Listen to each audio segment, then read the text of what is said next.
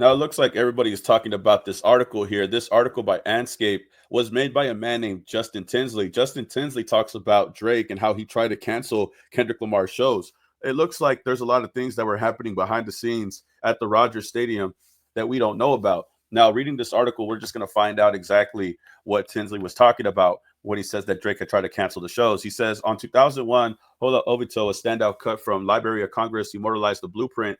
Jay-Z declared that if he wasn't better than his late friend, the Notorious B.I.G., he was the closest one, as the North American leg of Kendrick Lamar and SZA's massively successful Grand National Tour near its end. It's time to say this about the Compton MC. Placing Lamar's resume in context and after witnessing the highly anticipated Toronto show in person, it's not audacious to say he is close to being the greatest. Yet, before getting into the logistics of why that holds weight, one must understand the moment that stood in front of Lamar, his Super Bowl halftime show, and Drake's lawsuit against Universal Music Group over the smash hit diss record Not Like Us are still in litigation. And yes, there's no denying what the last year has done for Kendrick Lamar's career, and to keep it a buck, Drake's too. Hours before Thursday's show at the Rogers Center, I sat at Gabby's, a quiet restaurant a stone throw away from Toronto Blue Jays Stadium. Kendrick has always valued Toronto as a tour destination, but the conversation revolved around what Drake meant to Toronto. F Drake. Yeah, he had his records, but you're a joke. I hope Kendrick embarrasses the F out of him, said the bartender named Melissa I spoke to in Toronto. Her coworker, Travis, co-signed her sentiment. All that repping Toronto shit is fake. I hope Kendrick does Not Like Us 100 times, and it keeps Drake up at night. The reality of what Melissa and Travis said lies somewhere in the middle of what Drake has done for Toronto from an outside perspective. Can't be understand for better and for worse. According to several Toronto residents, he is the foremost recognizable representative of the city on an international stage. Despite everything, Drake remains the greatest hit maker in rap history. Given the sheer volume of chart-topping numbers, there's no way to refute what he's delivered or helped deliver to others. And he's clearly got enough pull to make Canadian politicians like former head of the New Democratic Party, John McCain, publicly apologize on social media for attending last week's show. This is sort of the anxiety and intensity that permeated in the air before, during, and certainly after the show. It's why both nights felt like such a line in the sand moments, because in many ways they were. The city may appreciate Drake's decade-long dominance, but blind loyalty doesn't exist either. On stage, though, Lamar and SZA's chemistry was irrefutable. In back and forth sets, both artists commanded the lore and adoration of fans who came to see them. SZA garnered her decibel-breaking moments, further cementing herself as the foremost R&B artist of the decade. Her role and importance on the tour was clear. She is the yin and Kendrick's yang, but their creative affinity is why the tour has overachieved in the manner it has thus far. When Kendrick handed the baton off to SZA and vice versa, a beacon of pride resonated, knowing that the show wouldn't have a drop-off. An added sense of intensity and flavor arrived in ways that never allowed monotony to creep in, as SZA went through a stream of her hits, many of which drew massive reactions from the sold-out crowd. There was perhaps none bigger than the appearance of Rich Baby Daddy, the irony of which being Drake's song was lost on no one. But everyone there understood that night was about Kendrick and how he would perform on his greatest enemy's home turf.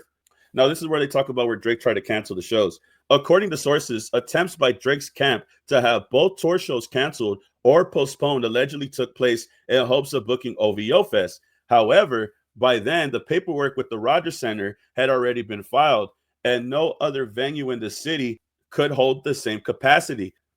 Ultimately, the best thing that could happen was Stream with Kaisa Nat, which also fell through. Though universally known in Toronto sports circles for his close affiliation with the Raptors, Drake's relationship with the Blue Jays is cordial at best. Part of his 2011 Headlines video was filmed at the Rogers Center, but that was back in 2011. And the artwork to his 2015 Meek Mill disc back-to-back featured Blue Jays legend Joe Carter back in 1993, walk-off from the World Series home run. Outside of that, his presence at Blue Jays game isn't well documented. So when the request came in, the team and stadium didn't feel much of a need to try and honor it, because it wasn't as if the bond was ever that strong to begin with. The stadium itself, the Rogers Center, were telling Drake, look, man, you don't mess with us that heavy. You don't mess with us as much as you mess with the Raptors. You don't really like us the way that you do. Our relationship is cordial at best. There's a mutual respect, but at the same time, we don't owe you anything. We don't owe you any type of blind loyalty. Just like Justin Tinsley had spoke in the previous paragraph. Nobody owes Drake any type of blind loyalty. And the thing is that it's crazy how he demands it from the most random people that he's never built a bond with. He never built a bond with the Blue Jays or the people that own the Rogers Center. So when he comes around and tries to say that he wants to book OVO Fest instead of having them book the Kendrick Lamar show, it's like, why would we even do that? You never really rocked with us like that to begin with. So why even try to attempt to ask us to cancel it if you know that that's not what we're going to do? Maybe you think that because you're from Toronto and you're from the city, we would automatically do it, but we don't owe you any type of blind loyalty. And another thing that I wanted to add, this man, Justin Tinsley, has his own sources with the Rogers Center. Now, he says that he has a close source with the Rogers Center who was able to tell him that Drake had tried to cancel the shows. The OVO Fest angle was kind of an angle that he was using to try to get them to cancel. I'm going to do OVO Fest here. It's going to be bigger. It's going to be better. It's going to be better than Kendrick's show. However, I got to disagree. I don't think that the OVO Fest was going to be as successful as this. Who knows if he tries to do the OVO Fest later on. I just don't think the OVO Fest is going to sell out like the GNX tour. But that's just my opinion, bro. But I'm going to tell you right now, man, the Rogers Center is definitely something hard to fill out, especially for 2 days straight.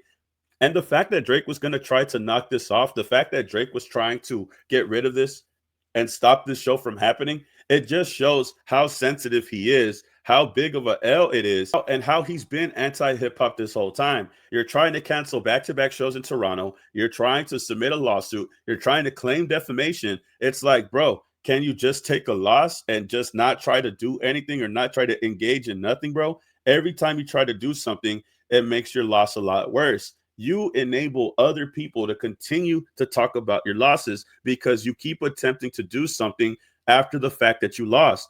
Now, a lot of people moving forward are questioning Justin Tinsley's source. Now, Justin Tinsley, like I said, claims to have a valuable source that is connected with the Rogers Center. Now, whoever he got his information from, I'm assuming works with the Rogers Center. A lot of people online where this article came from, where I found it, have been questioning his article and his source. And he's actually responded to the people questioning that. So I wanted to share that real quick. He had commented on somebody who didn't really believe what he was saying. And he said, I wouldn't write it if I didn't get the information from those close to the Rogers Center. If it ultimately is proven to be inaccurate, then I will cross that bridge when it gets there. That's what journalists do. But I trust my sources highly. So if he was told by somebody that he's close to the Rogers Center that this was something that Drake was trying to do, he was trying to cancel the show, then I'm going to go and talk about it until it's proven otherwise. Until then, I'm going to let the people know that this is what I told. However, I do respect the fact that this man had took the time to ask a source about the situation here. So basically, Justin Tinsley is doubling down. He's making sure to let you know, hey, I have a source. I trust my source. And until then, I'm going to rock with what they said. At this point, what I've been told from the people at the Rogers Center, Drake had tried to cancel this show. He tried to cancel both shows and try to replace it with OVO Fest. I believe there was talk about the OVO Fest previously. Nobody has gotten an official date. Maybe this is why. Maybe it's because he was trying to cancel the show and try to book it there beforehand. But it looks like it didn't go as planned. Another loss that Drake ended up taking. But this is very interesting. And I'm glad that the Rogers Center and the team over there decided to take a stance that Jagmeet Singh, the politician that people are kind of chewing out right now, was afraid to take. We know that Drake had canceled Sir's concert when he went to Toronto. We know that he canceled Schoolboy Q's concert when he went to Toronto. It says here, Schoolboy Q's Toronto concert for his Blue Lips weekend tour was canceled, and he hinted the reason was involving Drake. Not only that, Sir, a year later, had talked about the same thing, that Drake had canceled his show last year. A beef that I had shit to do with. I just want to say right now, I did not cancel my show last year. Drake did. But real talk, it was like some complications, and it was too close to home for a lot of people. So the venue in Toronto, which was partially owned by Drake, canceled the show completely. Then when we tried to switch venues, the next venue was like, nah, we ain't fucking with it. I ain't taking no motherfucking chance. You gonna get your ass beat in Toronto, all right? But I'm happy to be here tonight, man. This venue is fucking gorgeous. I'm giving a show while I'm giving a show. So it looks like Drake was able to cancel Sir. He was able to cancel Schoolboy Q, but he was not able to cancel the 2 nights back-to-back shows at the Rogers Center with Kendrick Lamar. So big shout out to the Rogers Center. Big shout out to the Blue Jays, the team over there at the Rogers Center. Everybody that told Drake no.